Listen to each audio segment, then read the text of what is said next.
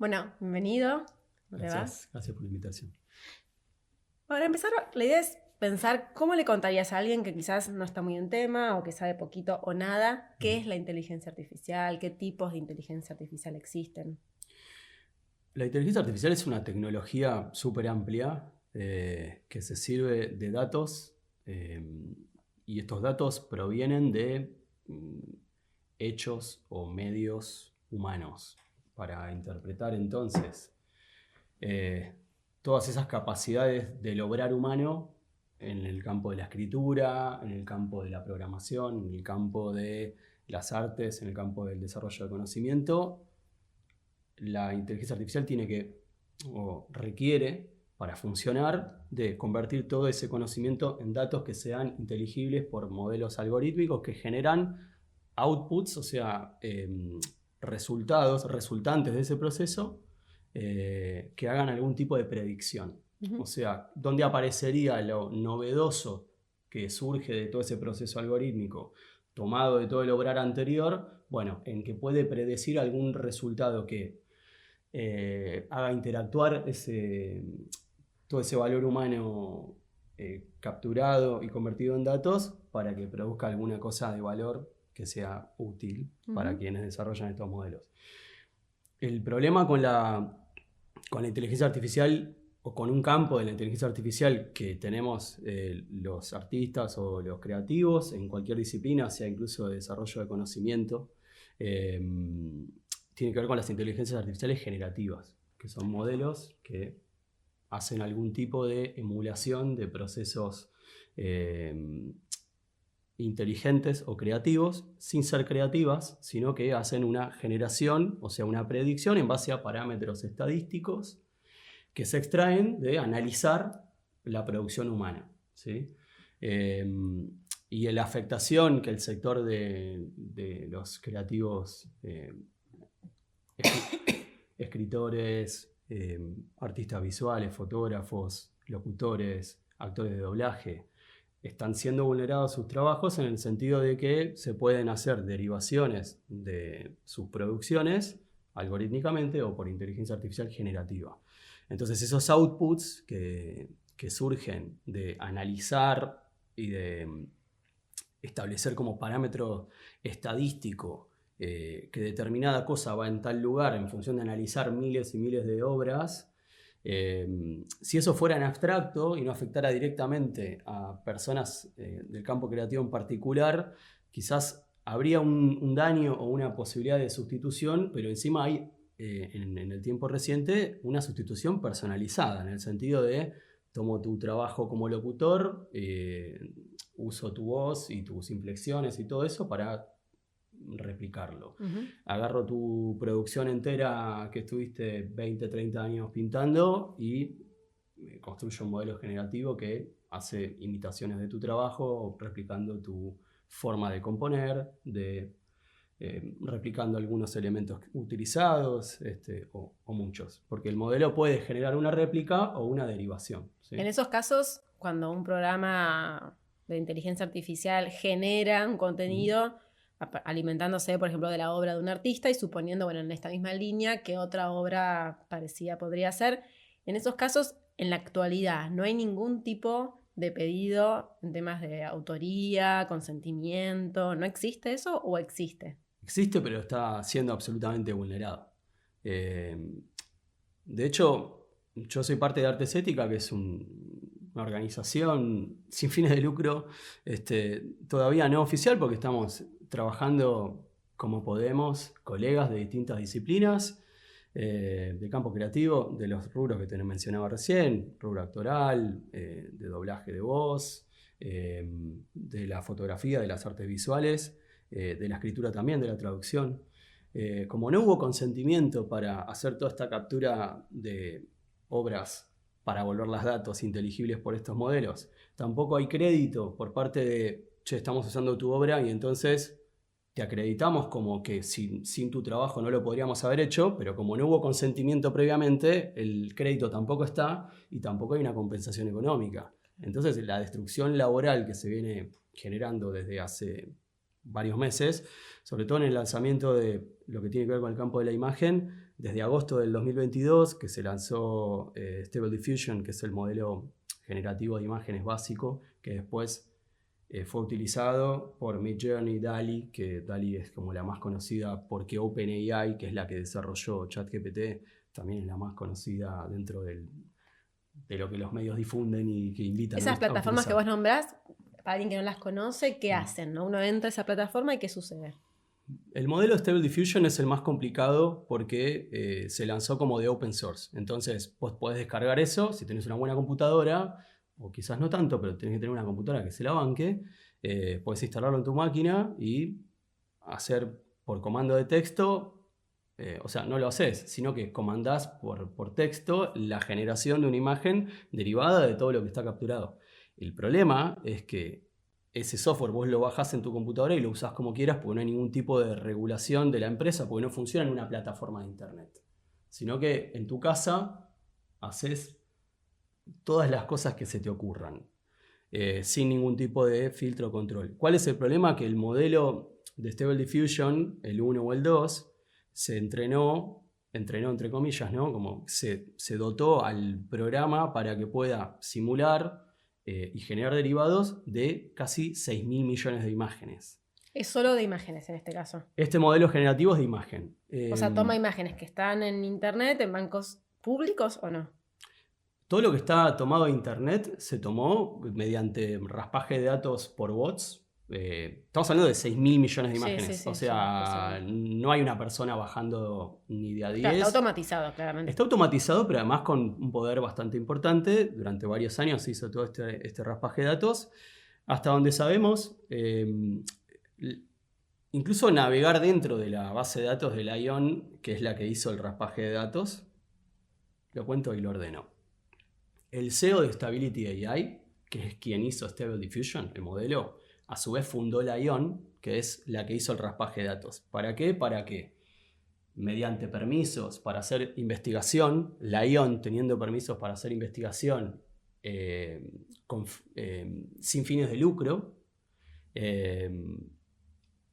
pudiera entonces extraer todos esos datos, acopiarlos, ordenarlos, sistematizarlos y que le sirviera a Stability AI para hacer el desarrollo del modelo de difusión, que si bien se ofreció como de código libre, cotiza en bolsa y pasó de valer, no sé, o de costar el desarrollo $50 millones, ahora la API, o sea, la aplicación esa, cotiza en bolsa por más de $1.000 millones en, no sé, 4. ¿Quién usa ese tipo de aplicaciones? ¿Para qué las usaría? Yo, por ejemplo, busco obras de tal autor y la plataforma me genera una obra nueva, pero alimentándose de esas obras ya existentes. ¿Y eso yo lo puedo publicar a mi nombre, por ejemplo? Eso es lo que está pasando de facto. O sea, no es que sea legal. ¿Y cuál es el uso legal? ¿Cuál es el... ¿Para qué funciona supuestamente ese tipo de plataforma? Esto se promociona como una ayuda a los artistas, como una herramienta para los artistas, cuando en realidad un artista que sabe hacer su trabajo no necesita que generar derivados de su propio trabajo automatizadamente, sobre todo en artistas que trabajamos tradicionalmente, o sea, con técnicas tradicionales no digitales. A mí no me serviría de nada hacer derivaciones pixeladas o pixeladas en el sentido de que la imagen se produce por un píxel. Claro. Ahora, eso igualmente tiene la capacidad de sustituirme en un espacio laboral. Yo soy ilustrador. La imagen que yo le envío a una editorial para que impriman está digitalizada. Por eso también las imágenes circulan en internet digitalizadas, para que se difunda la obra, para que la gente pueda tener una interacción o experiencia de la imagen, aunque no acceda al original, a verlo. Uh-huh. Una pintura tampoco es que uno se va a abrazar, pero la tangibilidad de lo matérico hace de la pintura o de la escultura o lo que fuera una experiencia más compleja. Ahora, la experiencia que circula o que es posible de tener circulando la imagen por medios digitales acerca, difunde, da a conocer, y en muchos casos también es el valor de lo que uno está vendiendo. Pensemos en un ebook o en un libro ilustrado digital, uno está accediendo a una versión digitalizada. Ahora, para imprimir un libro matéricamente o para imprimir un póster o lo que fuera, lo que requiere el editor, o incluso después, bueno, lo que requiere el editor es un archivo digitalizado para que se pueda imprimir.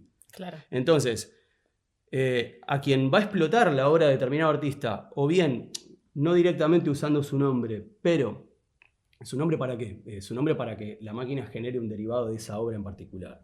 Pero ese modelo generativo lo que hace es, depende cómo uno lo use, qué estilo quiera emular, ese estilo se va a dirigir a cierta obra que está capturada por la máquina, inteligida por el modelo algorítmico, y entonces va a poder generar una derivación más o menos similar. Claro, eso sustituye el requerimiento de un trabajador en cualquier campo creativo. Claro. Y eso sirve a un productor, a una editorial o a un cliente que directamente no te va a llamar a vos para que realices eso, sino que baja el archivo digital, lo imprime, tiene la imagen. Claro, yo puedo entrar, digamos, bueno, soy artista, estoy empezando a pintar o a hacer ilustración, entonces entro a la plataforma y digo, bueno, quiero hacer una ilustración medio tipo Dalí, estoy diciendo cualquier cosa, ¿no? No, está bien. Se supone que la aplicación se va a nutrir de todas las pinturas que tenga en su base de datos de Dalí y me va a dar una obra que podría, entre comillas, haber hecho Dalí, y yo la puedo usar, puedo ponerlo como en el living de mi casa si me gusta cómo quedó.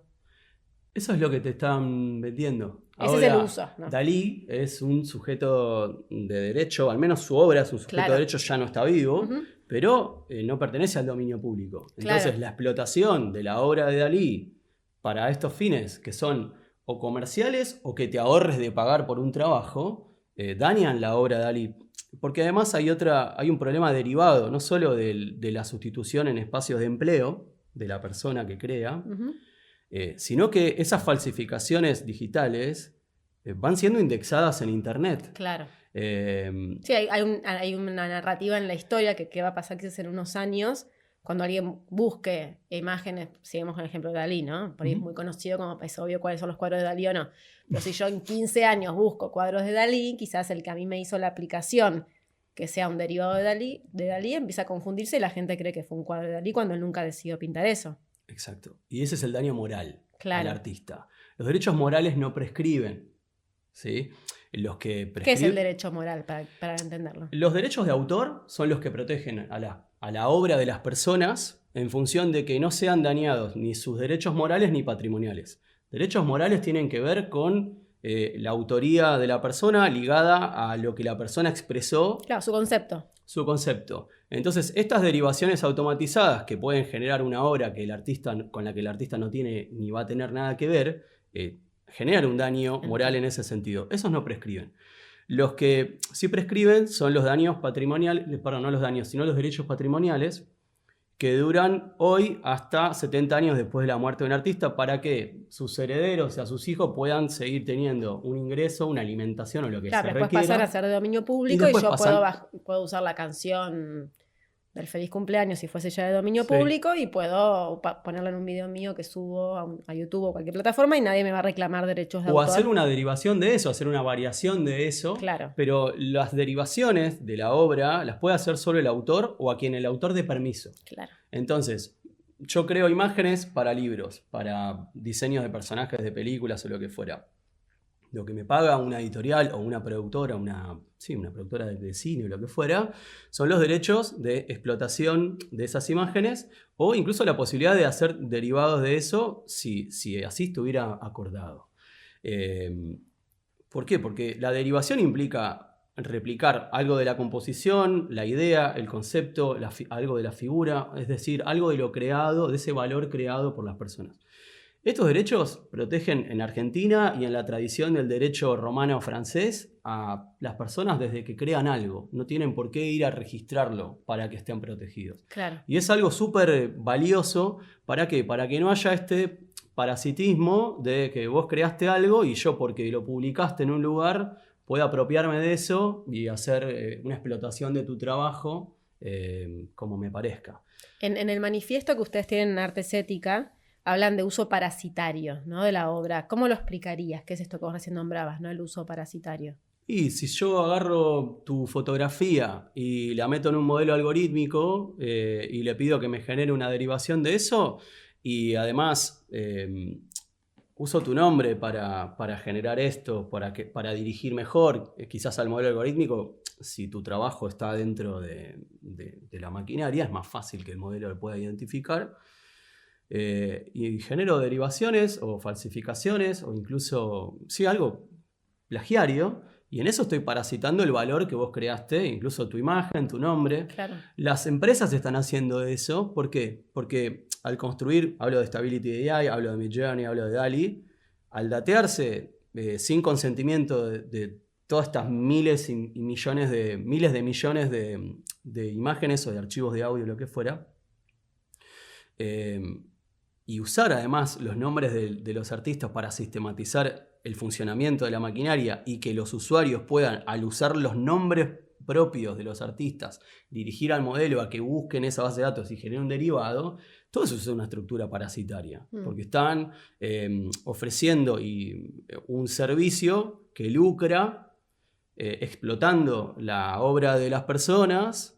Y a su vez hay otros usuarios que no tienen quizás ninguna capacidad para generar ni esa música, ni esas imágenes, crear nada, pero que al comandar, conociendo la obra de tal artista, que la máquina genere un derivado similar o en el estilo de, como se dice, están haciendo un parasitismo porque empiezan a, o bien, no contratar a la persona que creó la obra originalmente y que construyó un valor alrededor de eso, sino también a impostar un talento que no poseen, construir perfiles en redes sociales y ofrecerse como trabajadores que compiten en los mismos medios que los artistas que crearon esas obras. Claro.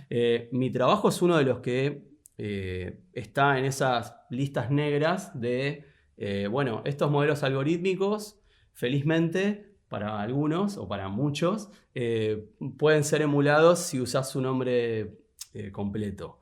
Esas listas que circulan como promoción de estas tecnologías que nombré antes incluyen obras de dominio público, artistas súper conocidos de todas las épocas y artistas súper conocidos de esta época. Claro. Incluso artistas grandísimos como Kim Kyung-gi, dibujantes que han sido, porque ha fallecido hace muy poquito. Después artistas que estamos vivos trabajando hoy y que vemos que todos los días sube la cantidad de usos de tu nombre en estas plataformas. No te terminé de contestar lo anterior. Stable Diffusion vos lo podés descargar y usar en tu casa. No hay control sobre eso, sobre qué hacen las personas con eso. Así han surgido grupos como Unstable Diffusion que hacen pornografía o imágenes de pedofilia, de lo que a vos se te ocurra, y que hasta juntan dinero vía crowdfunding para seguir generando estas cosas y consumirlas. O sea, toda esa explotación de fotografías de personas que nunca dieron su consentimiento para nada, pues se tomaron de internet, fotografías médicas, o sea, de procedimientos quirúrgicos, fotografías de ejecución de grupos terroristas, o sea, todo eso ha alimentado la base de datos de Lion, todo eso es explotado por el modelo de Stable Diffusion, y las plataformas que sí podrían más fácilmente hoy regular el uso que hacen sus usuarios, son las que operan a través de Discord o a través de algún sitio web, que sí puedan reelaborar o instrumentar parámetros de control o de restricción de qué cosas podés y qué cosas no podés hacer ahí, y sobre esas sí se podría aplicar inmediatamente algún tipo de regulación. Claro, eso pensaba, ¿no? Porque cuando yo subo un video, por ejemplo, a YouTube, si subo una canción que todavía no es de dominio público, automáticamente o a los pocos minutos me lo dan de baja por tema de derechos de autor. ¿Por qué no pasa eso en estas plataformas que estás contando? Stability AI desarrolló Stable Diffusion, como te contaba, sin considerar ningún tipo de curaduría de datos o de consentimiento de parte de los creativos. ¿Por qué? Porque los artistas visuales no estamos respaldados por grandes discográficas. Uh-huh. Esta misma empresa, Stability AI, desarrolló Dance Diffusion, que es un modelo generativo de música. Eso lo datearon con obra de dominio público musical. ¿Entendés? Entonces, sí están al tanto de que están infringiendo las normativas, pero están tratando de hacerse un lucro gigantesco, o sea, lo más rápido posible. Tuvieron una estrategia diferente para evitar, pero lo que vos hablabas de el daño moral, uh-huh, sí puede existir, ¿no? En estas plataformas para crear música, aunque sean de dominio público, porque la gente puede hacer una reversión. Sí, claro. No, pero a ver, si el modelo algorítmico no está cargado con música de dominio privado, o sea, protegido por copyright o por derechos de autoría, no podrían usar, aunque vos tipees, no sé, el músico que vos quieras de ahora, el modelo no respondería con alguna derivación porque no está capacitado con esa obra de ese autor. Lo que no quita es que si no hay un filtro construido por la plataforma, cualquier usuario pueda meter una canción, que eso vos me preguntabas antes, ¿qué es el procedimiento de image to image o de audio to audio? Hasta ahora lo que te estaba contando tiene que ver con que un usuario por texto comande la realización de una imagen, la generación de una imagen o de un audio o de lo que fuera. Ese es el procedimiento Tomando texto. como base lo que está en la plataforma. Exacto, eso es text to image o text to audio o lo que fuera. Lo decimos en inglés porque, viste, todas estas tecnologías funcionan con el lenguaje del imperio.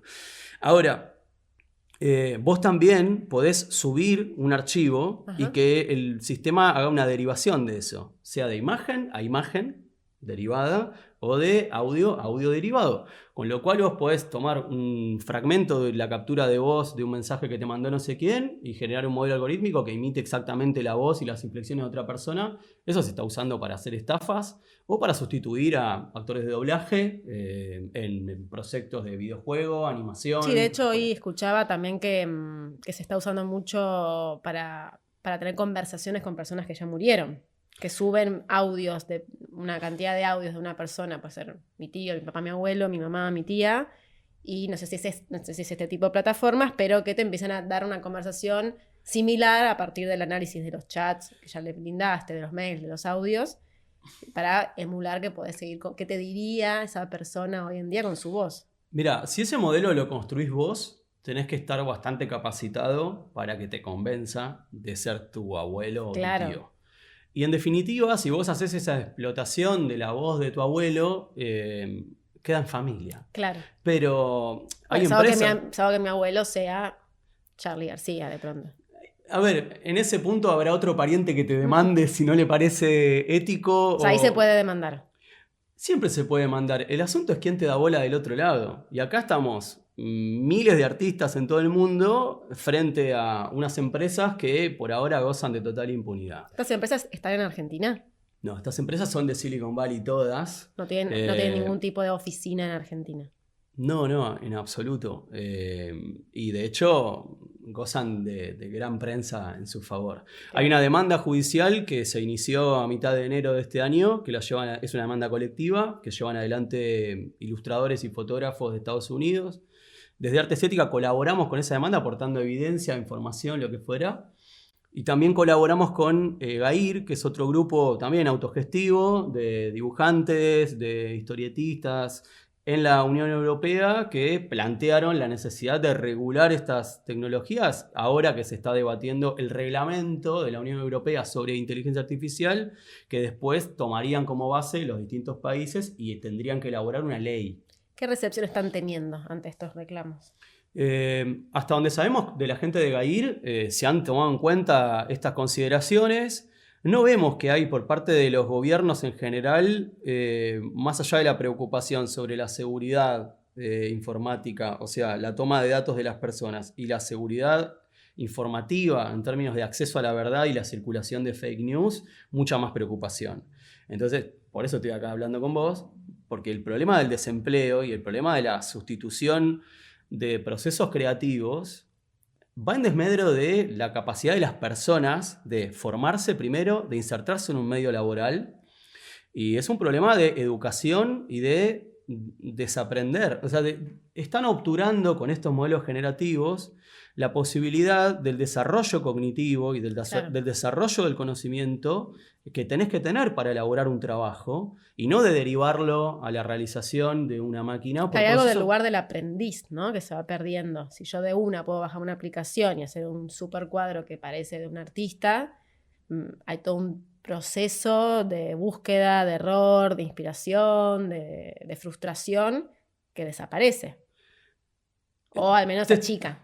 Digamos que si vos sos un consumidor final, no te importa eso. Claro. El problema es si sos una persona que quiere crear valor en el mundo, es decir, desarrollar algún concepto, elaborar un cortometraje, un largometraje, una pintura, una ilustración. Si el mercado empieza a ser obturado, el mercado, no como palabra que me alegre demasiado, sino la manera en la que una persona tiene una contraprestación económica por un trabajo que crea valor. Ujú. Hay muchas maneras de crear valor. Esto no crea valor, sino que genera rédito.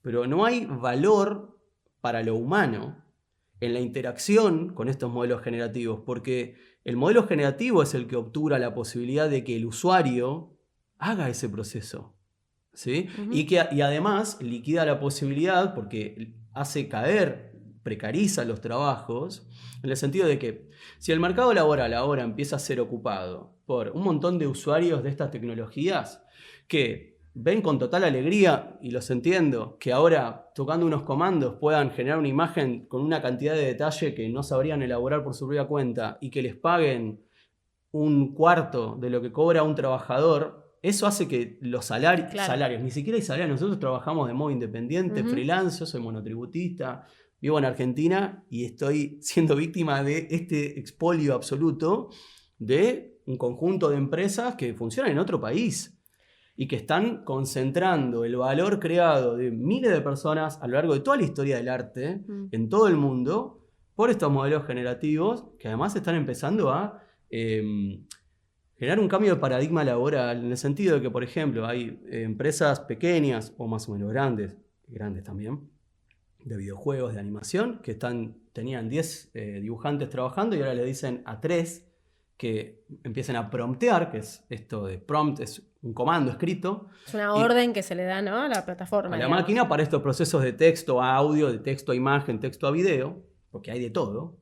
Y entonces están retocando lo que la máquina les da como output, pero no están dibujando, no están componiendo. ¿Es cierto que se puede hacer un trabajo creativo sobre lo que la máquina te da? Sí, pero en su mayor aplicación, digamos, en distintas disciplinas, no se está usando para eso. Claro. Y eso, en definitiva, sí podría ser para el rango de personas que sí conocen el oficio, en el que sea, que se dediquen visual o auditivo o musical o lo que fuera. Sí podría automatizar alguna parte de la indagación, o sea, del momento de tirar ideas, pero la idea no está surgiendo de vos. Quiero decir, imaginar es pensar en imagen, en el sentido etimológico de la palabra, si querés. Y cuando vos pensás en imagen, para traducirla al modelo algorítmico, tenés que hacerlo a través de un texto, con lo cual vos no estás imaginando, sino que estás imaginando, si querés, en la privacidad de tu mente, pero en la manera en la que lo exteriorizás y lo componés, ese procedimiento está siendo obturado. El problema no es tanto que sí va a haber una modificación en los procesos creativos de personas que deleguen justamente esa parte del procedimiento a un modelo algorítmico, sino que las generaciones que vienen y que ahora yo tengo se pierde el oficio. El oficio va a ser absolutamente lesionado en todos los aspectos que te estoy diciendo, porque ya está pasando, no es algo que yo estoy previendo porque tengo mucho tiempo libre y ganas de tener ideas pesimistas. No, estamos viendo que hay desplazamiento de personas en puestos de trabajo, que hay plagio automatizado por estos modelos, porque están construidos de esa forma. Porque, digo, estamos hablando de una cartera de ilustradores, fotógrafos que estos modelos emulan y que a su vez en el uso se siguen refinando y que además las empresas invitan a utilizar esos comandos de texto para que su modelo algorítmico siga creciendo y evolucionando. Entonces, esto que se vende como felizmente o ingenuamente, como no, tenemos que usar esto porque esto es lo que viene, hay que adaptarse a esto. Adaptarse a esto es adaptarse a ser obturados en nuestras capacidades. Yo estos días lo pensaba en este sentido. Creo que tenemos una edad más o menos parecida y nos hemos ubicado en un mapa o nos hemos orientado en un espacio antes de que exista el GPS. Entonces tuviste, quizás no, que aprender eso para manejarte en la calle. Hay gente que no lo aprendió nunca igualmente. Soy de esas, pero bueno. Está bien, no pasa nada. Pero tuviste la posibilidad y las herramientas de hacer un uso imaginativo en relación al mapa, ¿sí? y en relación a este espacio. Eso es una capacidad biológica que hay que desarrollar. Está bastante estudiado, de hecho, desde la neurociencia, que se va perdiendo, ¿no? Hay un modo económico que entra a nuestra cabeza, donde, bueno, si yo ya sé que lo puedo delegar y una y otra vez lo delego en un mapa, no me esfuerzo en retener la información sobre cómo ir a un lugar, porque ya mi cabeza sabe que esto acá no tengo que poner energía. Lo mismo pasa con la búsqueda de información, ¿no? Si uno sabe que Exacto. podés buscar información y ay, ¿cómo era? Esto me olvidé, lo vuelvo a buscar porque mi cabeza ya no lo retiene con tanta fuerza, porque sabe que en cualquier momento lo puedo volver a buscar, entonces se pone en modo ahorro de energía. Sí, más que ahorro de energía es ahorro de aprendizaje. Entonces, todo lo que estamos delegando lo aprende la máquina, ¿sí? Como posibilidad o como valor, pero lo perdemos como individuos, incluso biológicamente y socialmente. Y cuando hablamos de estas máquinas tan poderosas, funcionando todo el tiempo, sin descanso, en todo el mundo, lo que estamos perdiendo aceleradamente es la posibilidad del aprendizaje y de la inserción laboral y de la creación de valor. Con lo cual, si eso lo delegamos en estos modelos algorítmicos, el mundo que viene, además cuando estos modelos están construidos de modo plagiario, es el robo de todos sobre todo, pero necesariamente a través de modelos algorítmicos. Con lo cual el valor último lo capturan los dueños de la tecnología y no las personas. Entonces ahora lo que necesitan es que de modo bastante barato o a veces casi gratuito, porque no tienen unas tasas de cobros muy altas por el uso de estas tecnologías, está la población mundial abocándose a entrenar estos modelos algorítmicos para que mejoren. ¿Quién captura ese valor de evolución del modelo algorítmico? Los dueños de la tecnología. Mañana quizás te cobran un Perú por usarlo, o bien ya funcionan automáticamente, porque esto de que te dicen, no, tenés que formarte para conocer cómo hablar con la máquina. Vos le podés pedir a GPT-3 que te diseñe toda la campaña de un producto, o no sé, el requerimiento que vos tengas, Sí. que te genere todo eso en función del texto y que además te genere el prompt para que vos lo copies y lo pegues dentro de estos modelos algorítmicos de imagen, de video, de audio. O sea, se asocian entre sí las diferentes plataformas. Claro. Hay algo que me surge, que creo que es la pregunta que seguramente te la hacen todo el tiempo, que es la creatividad, ¿no? Digo, en algún punto la inteligencia artificial, la hablamos en otros capítulos de este podcast, nos pone en la encrucijada de pensarnos cada vez más qué es lo propio de lo humano, ¿no? Es decir, bueno, si yo me encuentro con una competencia que no es humana, ¿no? Que es una inteligencia, podemos llamarla inteligencia, podemos llamarla de otra forma si no queremos usar conceptos propios del humano, pero lo cierto es que nos compite, en este caso de lo que vos estás contando, sin dudas es así, y que nos lleva a preguntarnos, bueno, ¿qué es lo propio? ¿En qué momento no nos van a poder competir? Más allá de lo laboral, que entiendo obviamente la emergencia, pero bueno, ¿qué cosas quedan reducidas a, bueno, esto por ahora al menos es propio nuestro y no nos van a poder correr de esto, ¿no? Uno puede pensar, lo hemos hablado en otros momentos del cuerpo, ¿no? O sea, el cuerpo humano, los sentidos, el deseo, el sexo, la experimentación, todo eso por ahora es nuestro, las emociones, y en esa línea tengo dos disparadores que me gustaría preguntarte. Una, que tiene que ver con más allá de que la inteligencia artificial cada vez se tenga que parecer más a las personas para poder competirnos, hay otro lado de la moneda que es que nosotros también nos vamos a tener que parecer cada vez más a la inteligencia artificial para competirles. Entonces, es que ese es el gran problema. El problema es que lo que estamos ahora empezando a vivir, desde por lo menos que se lanzaron con gran pompa estos modelos generativos, es el entrenamiento de las personas para operar estas máquinas. Entonces, esto es un modelo, es un tiempo de adaptación a la lógica del lenguaje de las máquinas, que es el de obturar nuestra capacidad de metaforizar, porque para escribir un prompt, si sos un poeta es un problema. claro. O sea, no. Entonces, toda la forma de adaptación que están haciendo en la sociedad estas empresas súper promocionadas es la de justamente obturar todo lo más singular en pos de una supuesta singularidad tecnológica de la cual no vamos a poder volver, que eso es lo que están planteando como el momento de la singularidad, es cuando ya la tecnología sea tan compleja y tan barata, si querés, también en algún punto, que no haya retroceso posible por la adaptación de lo humano al uso de esa tecnología y a lo optimizado que estaría todo el sistema económico en función, obviamente, de un sistema capitalista en el que estamos bastante presos. No, pero también yo, más allá de eso que vos decías, lo pienso también desde la flexibilidad laboral, ¿no? Es decir, si la precarización laboral.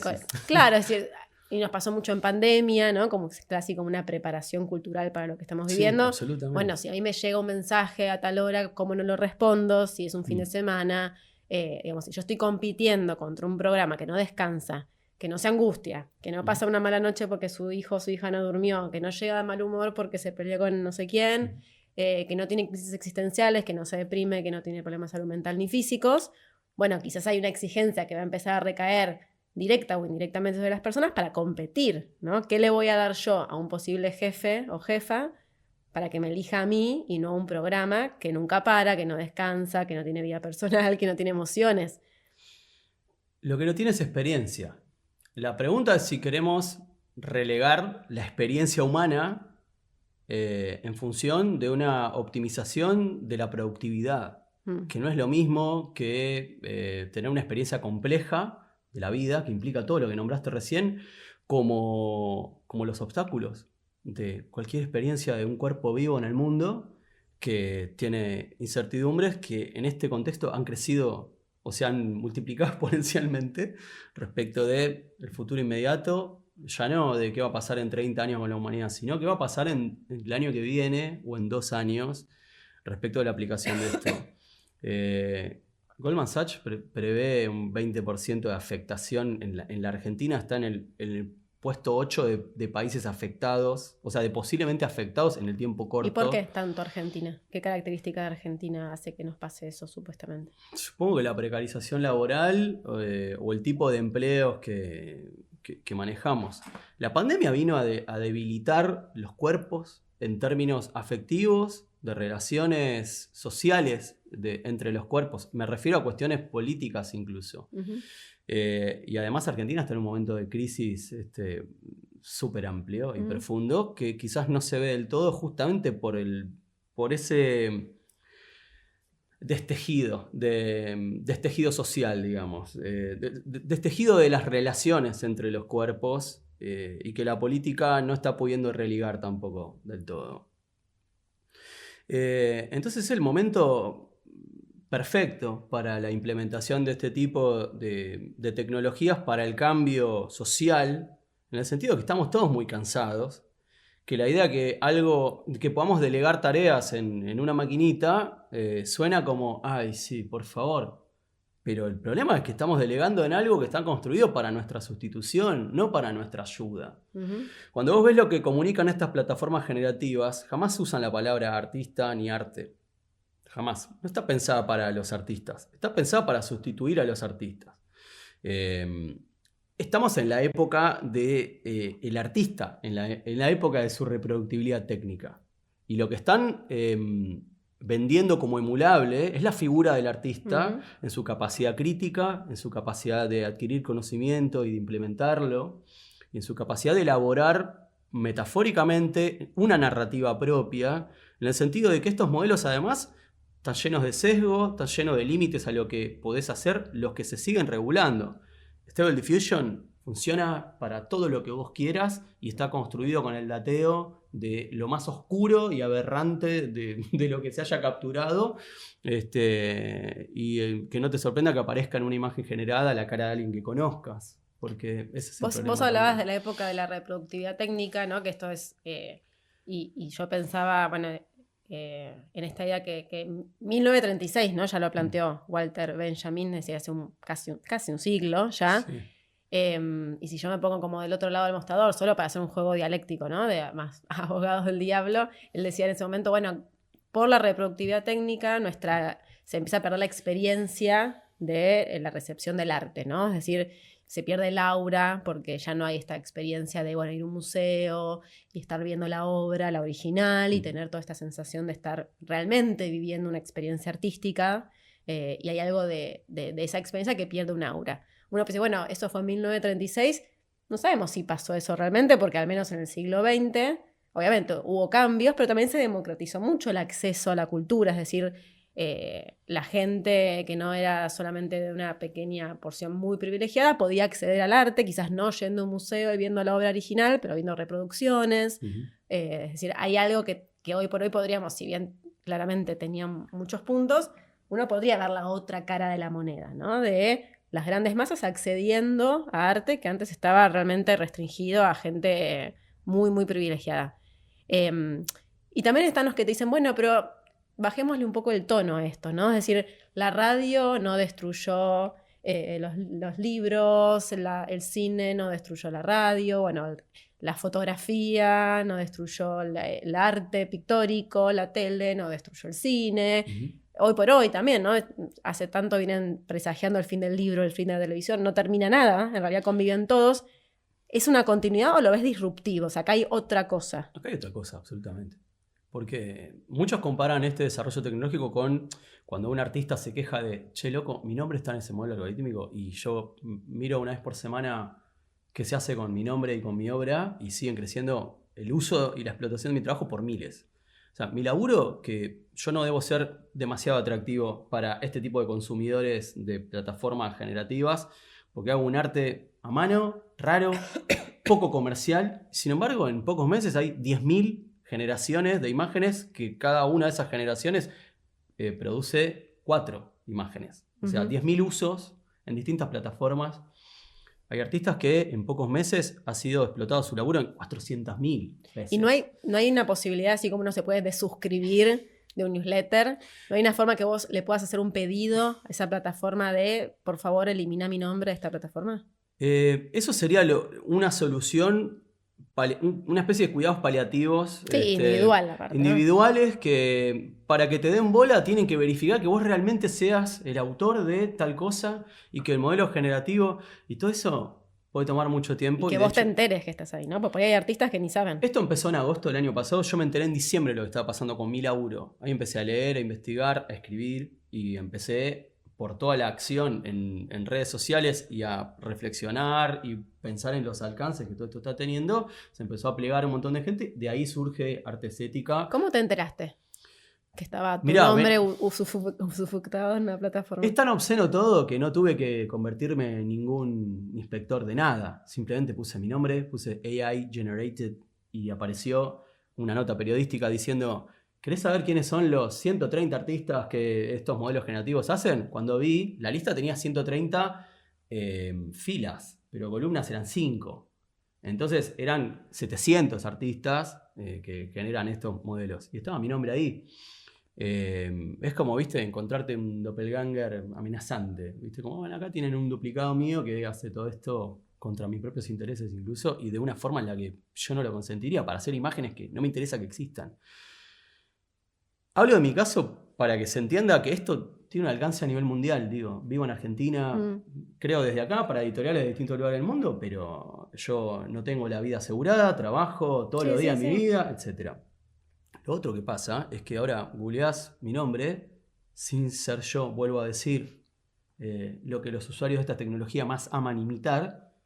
Google te devuelve la mitad de lo que vos le buscás con mi nombre, te devuelven cosas hechas con IA. Con lo cual empieza a sepultar el acceso a la obra real a partir de los buscadores más. Claro, no hay, que es algo que se pide, ¿no? Una marca de agua que distinga, que yo pueda, si yo te googleo, puedo decir esto lo hizo él y esto lo hizo una inteligencia artificial. Pero los usuarios que usan esto no quieren poner una marca de agua. De hecho, las marcas de agua se pueden eliminar. Claro.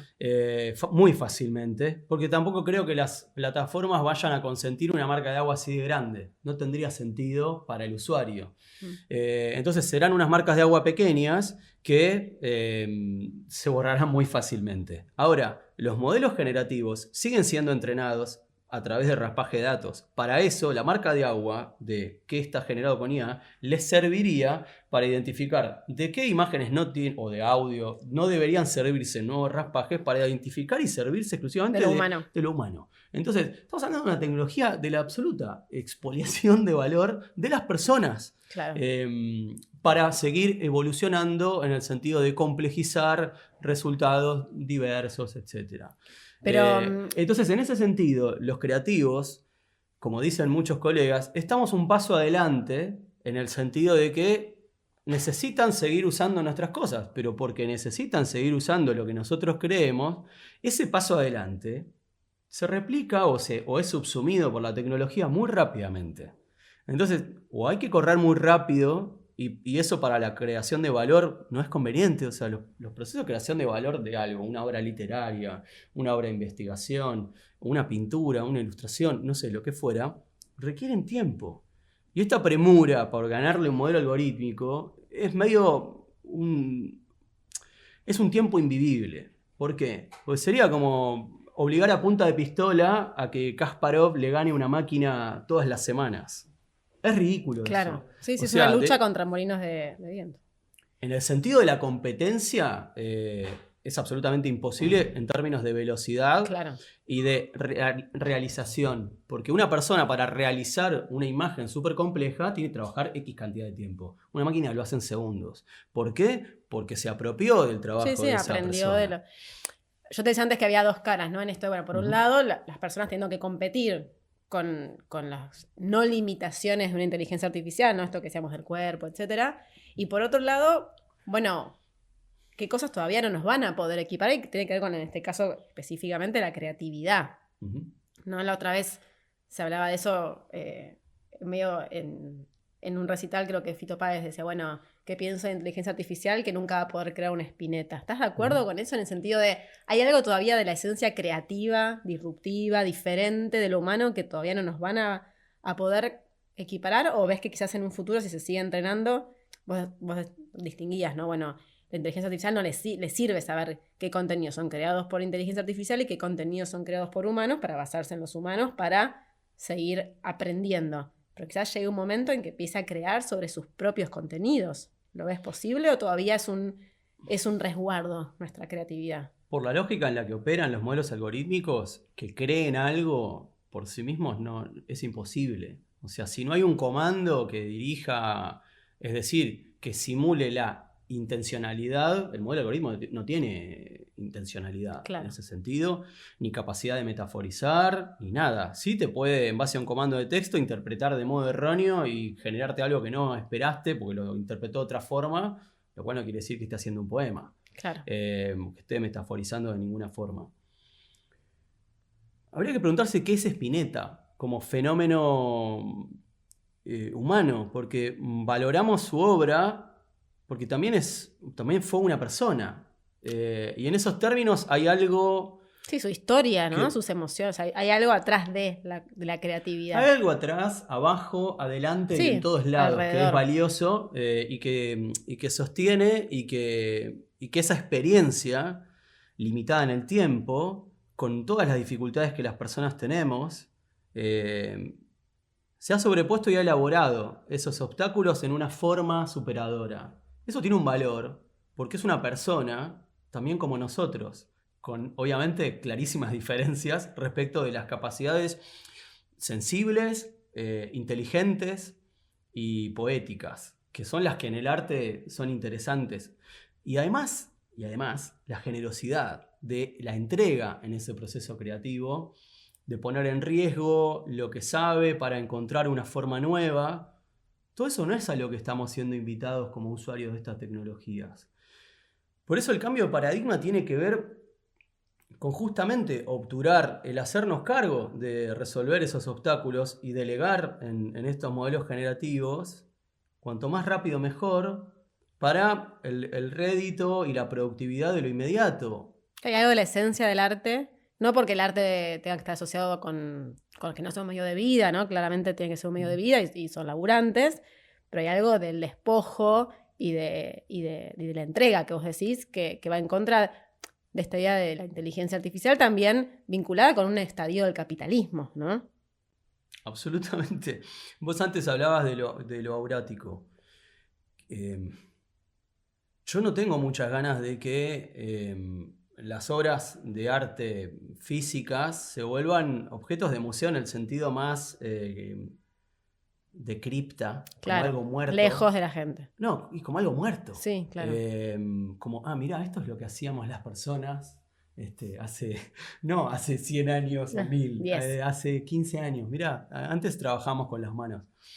Todo eso no va a desaparecer inmediatamente. La pregunta es quién puede ponderar eso, valorarlo, interpretarlo, inteligirlo como espectadores, si estos modelos de producción obturan la capacidad crítica, cognitiva, de elaborar conocimiento. Hablo de este modelo GPT aplicado en escuelas, hablo de, en vez de buscar información por buscadores que te dan distintos resultados y vos lees varias cosas e interpretás y valorás, comparás, pensás.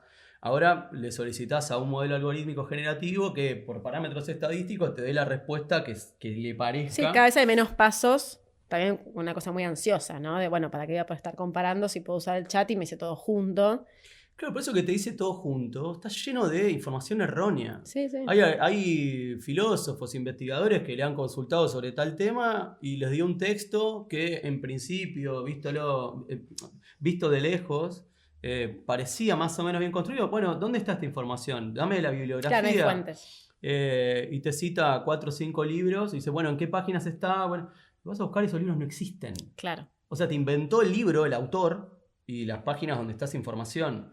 ¿Por qué hace eso? Porque está programado para responder e incluso fabular una respuesta. Con tal de no tener, por lo peor es no tener una respuesta, ¿no? Pero no porque no pueda obligadamente no tener respuesta, sino porque la lógica de funcionamiento no tiene que ver con el acceso a la verdad y a la interpretación de la verdad, sino hasta a extrapolar un parámetro estadístico sobre toda la información que circula y entonces elaborar ese texto probabilísticamente. Pero no porque esté constatado nada de lo que está dicho ahí, ¿se entiende? Sí.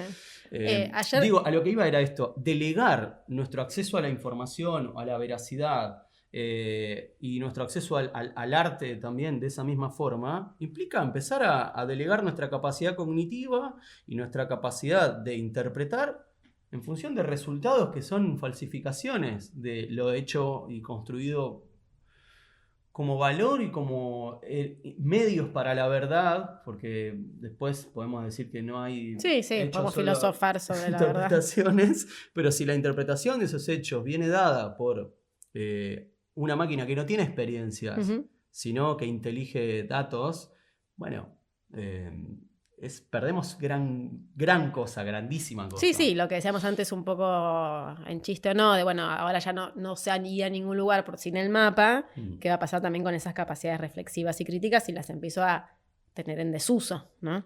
Es que son las capacidades más propias del humano. No es joda lo que estamos hablando, mira, ahora no me oriento muy bien. Es desorientarse absolutamente en la experiencia más compleja, más profunda que podamos tener en el mundo. Las que te van a quedar exclusivamente para vos, incluso también están siendo obturadas. Solo nombro el Satisfyer, ya que me hablabas de cuestiones, no, porque lo que nos queda al humano, el placer o la sexualidad o los sentimientos, incluso todo eso también está siendo ocupado por máquinas de la satisfacción inmediata. Y esto es un poco la continuidad de esos mismos placeres, por otro lado, que tienen que ver con la cuestión cognitiva y con la cuestión del empleo. Entonces no sé qué otras áreas más. ¿Qué más pueden? Claro.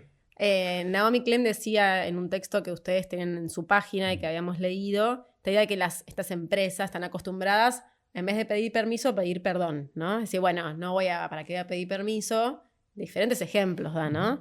Sino que, cuando se lo plantean, ya sucedió, perdón, vamos a trabajar en esto. ¿Qué, más allá de toda esta preocupación súper válida, qué se puede hacer, ¿no? ¿Qué plantean ustedes de Artes Ética o qué tipo de intervenciones a ustedes les parecen realizables, eficaces? O sea, bueno, no, la marca de agua no es tan eficaz. Entonces, ¿para dónde vamos, ¿no? ¿Cuál es la salida?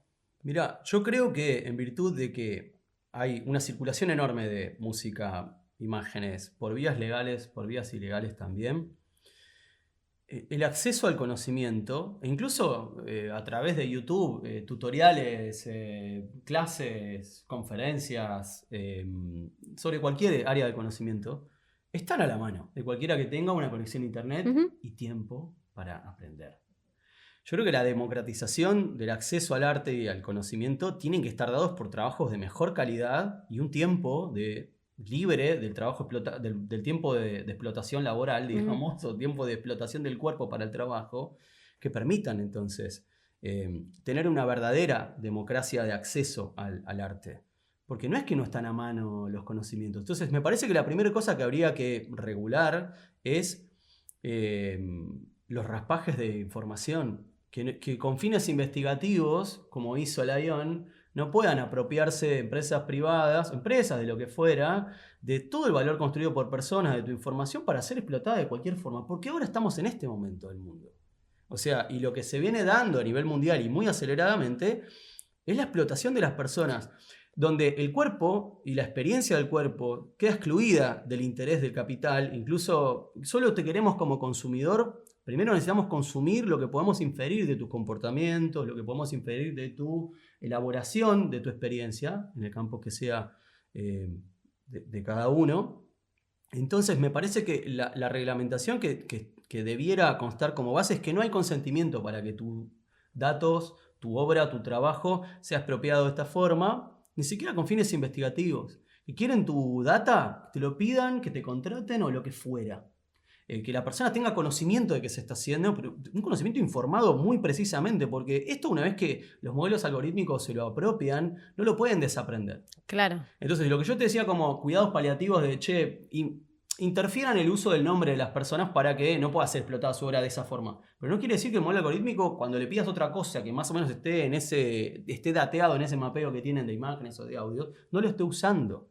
¿Sí? Ahora, es una forma de evitar que se siga expandiendo la explotación directa usando el nombre. O sea, lo que ya sucedió no hay vuelta atrás, por lo que vos decís, porque ya no pueden desaprender. Debería ser de acá en adelante. Mirá, en realidad, si esto está construido de modo súper ilegal y está haciendo una explotación de miles o millones de personas en el mundo, la verdad es que deberían bajarle un toque a la persiana. ¿Lo ves posible? Yo creo que sí es posible si las demandas judiciales evidencian que, loco, están generando replicados, derivados. Claro. Todo esto viola derecho de propiedad intelectual, que son como las leyes mínimas que protegen a las personas. Porque hay mucha campaña contra el copyright, porque es como la herramienta que usan las grandes empresas para quedarse, hablando de Disney y de nunca pasar al dominio público ciertos personajes que tienen un valor económico, no cultural, porque no sé si yo me estoy perdiendo el acceso al conocimiento por no poder usar a Mickey en no sé qué. Eso es una explotación económica. Pero la misma ley protege a las personas sobre su trabajo. Y la protección de datos personales también es otra de las grandes herramientas en función de la población, sobre todo en la Comunidad Europea. Y es algo que están atendiendo. Son ilegales los rapajes de datos de fotos asociadas a nombre, porque puedo identificarte y construir parámetros de cualquier tipo para hacer cosas que no están buenas y que sería bueno que tengan supervisión estatal, no privada. ¿Entendés? Ahí entonces vos le ves una luz de esperanza que esto pueda cambiar a partir de la legislación en general, no interbloque. No tenemos otra opción, ¿no?, que luchar por esto. Si no, es que se termine cualquier tipo de competencia legal entre las personas. O sea, porque de esta forma lo que hay es que cualquiera o las empresas privadas te pueden puentear a los artistas, a los creativos para generar un derivado automatizado por estos modelos que mañana van a funcionar mejor que hoy. Entonces, si los artistas que hoy estamos siendo afectados con nombre y apellido no hacemos nada, esto el año que viene o dentro de 2 años es mucho peor. Y las personas de a pie que ni siquiera tengan la evidencia de que sus imágenes o sus audios o su no sé qué fueron tomados, se han explotado usando su nombre, ¿cómo reclamás?